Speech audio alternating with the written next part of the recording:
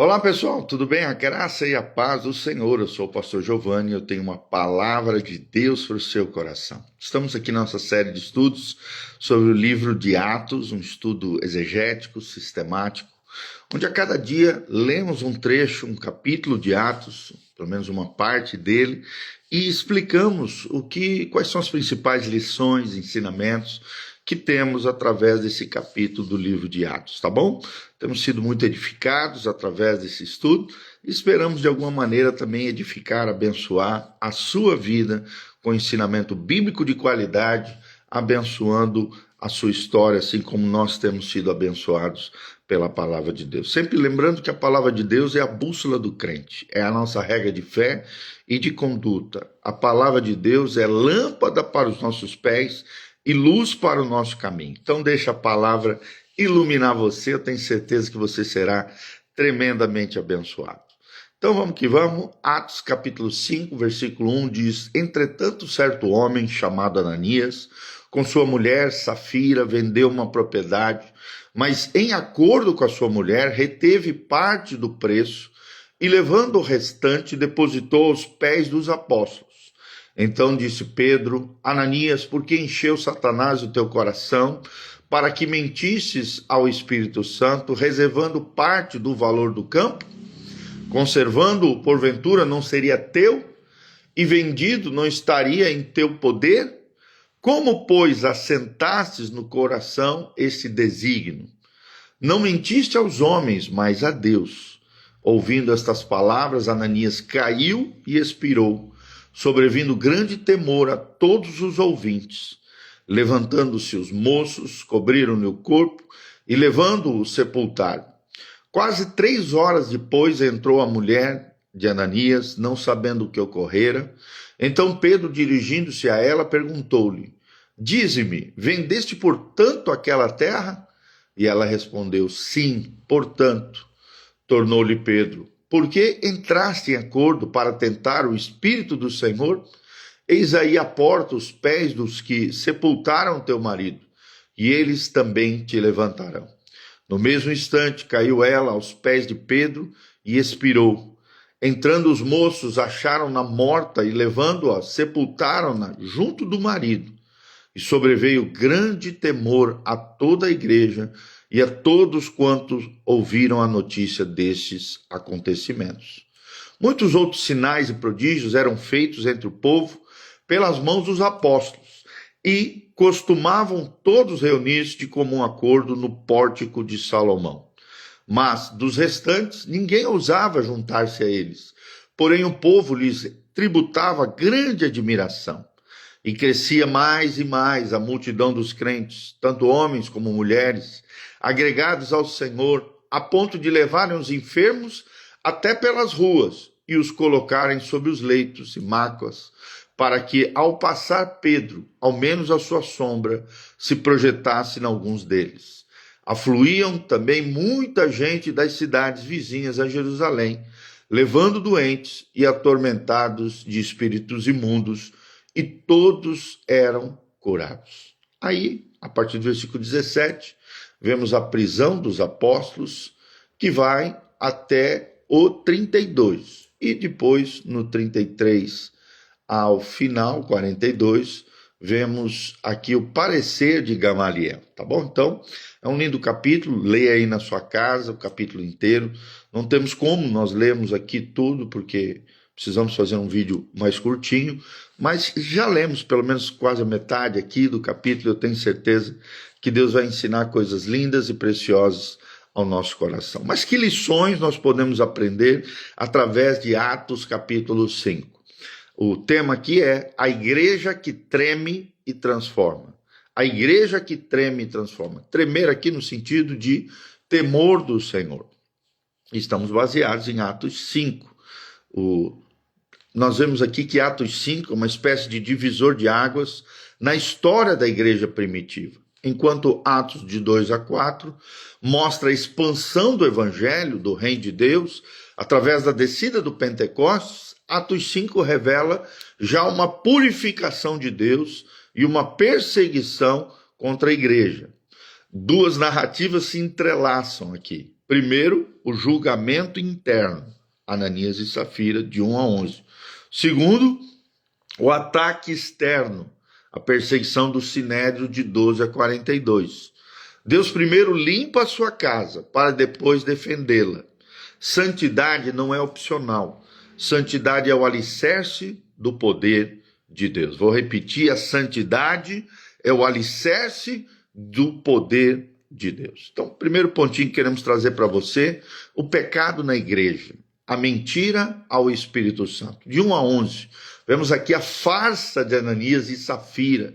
Aparentemente, generosidade, mas no fundo era um coração corrupto.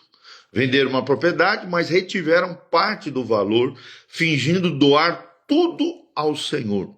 A grande acusação de Pedro é: por que você permitiu que Satanás enchesse o seu coração?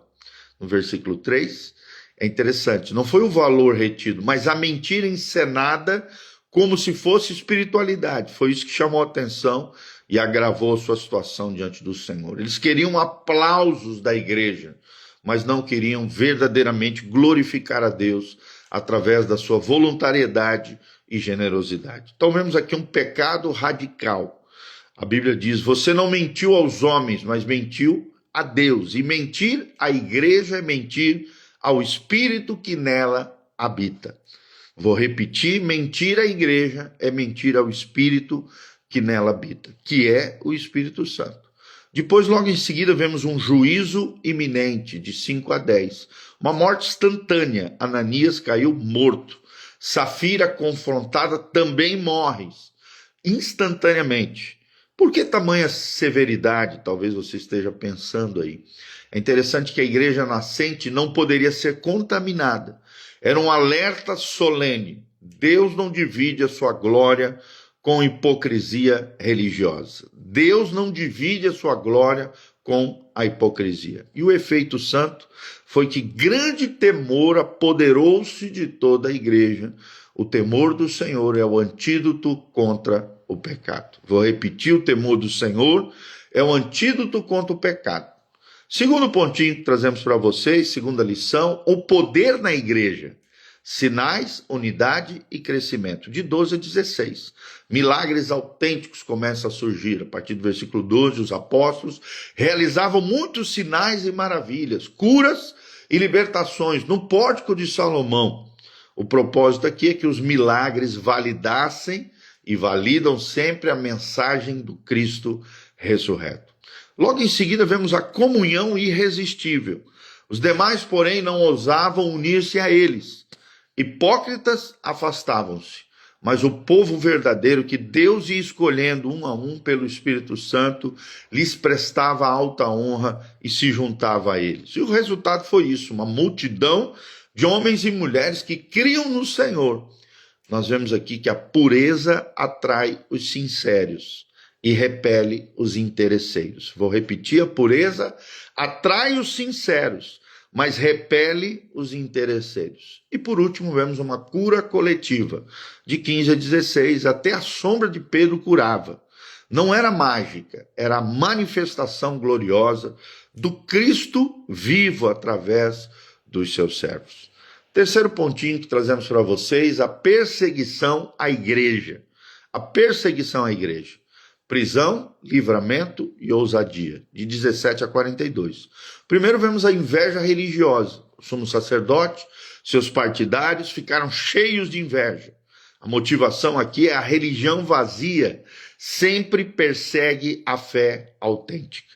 A religião vazia sempre persegue a fé autêntica, legítima e verdadeira. Mas logo em seguida, no 19 a 20, vemos um livramento sobrenatural. Um anjo que veio e abriu as portas e ordenou: apressem-se, apresentem-se no templo e proclamem ao povo toda a mensagem desta vida. Vemos aqui a prioridade divina. Deus liberta não para fugirmos, mas para testemunharmos ainda mais do seu amor, da sua glória, do seu evangelho. Vemos também um julgamento no Sinédrio aqui de 21 a 32. A acusação contra eles é que eles enchiam Jerusalém com essa doutrina. A resposta de Pedro foi que é preciso obedecer antes a Deus do que aos homens. A proclamação ousada que vemos é que Deus ressuscitou a Jesus para dar a Israel arrependimento e perdão. Então vemos aqui que Pedro não pede desculpas, ele repete o sermão da cruz diante dos seus acusadores. Vemos também a sabedoria de Gamaliel ali, do 33 ao 39. E aqui vemos um conselho aos líderes. Se é de Deus, vocês não poderão destruí-los. E as grandes lições que aprendemos é que, primeiro, Deus usa até os inimigos para proteger a sua igreja. Segundo, movimentos humanos fracassam, mas a obra de Deus permanece. E depois, para finalizar, de 40 a 42, vemos alegria sobre açoites. Mesmo flagelados ali, os apóstolos saem alegres por terem sido considerados dignos de sofrer afrontas pelo nome poderoso de Jesus. E a reação é que todos os dias não deixavam de ensinar e proclamar o evangelho de Jesus no 42. A alegria do sofrimento de Cristo é o termômetro da autenticidade de Jesus, né? No caso aqui dos crentes em Jesus, tá bom? Então a conclusão e as lições para a igreja hoje são as seguintes. Primeiro, santidade não é negociável. Deus ainda julga o pecado na igreja. Ananias e Safira, modernos, são os que buscam reputação, mas não integridade. Segundo lugar, o poder nasce da pureza. A unção do Espírito Santo flui onde não há contaminação. Milagres são filhos da santidade. Terceiro lugar, a ousadia é fruto da convicção. Pedro não negou Jesus, agora desafiou o sinédrio. O Espírito transforma medrosos em mártires em prol do Evangelho de Jesus. E em quarto lugar, a alegria transcende o sofrimento. Quando Cristo é o seu tesouro, açoites viram medalhas e a perseguição é a sementeira do avivamento. Um grande desafio final aqui para você. Atos 5 pergunta à igreja do século 21. Há temor em seu meio? Há poder na sua pregação? Há ousadia em seu testemunho? Se faltar santidade, tudo será teatro religioso. Mas se o Espírito Santo reinar, até as sombras dos nossos passos trarão vida. Glória a Deus. Que Deus abençoe você, tua casa, tua família.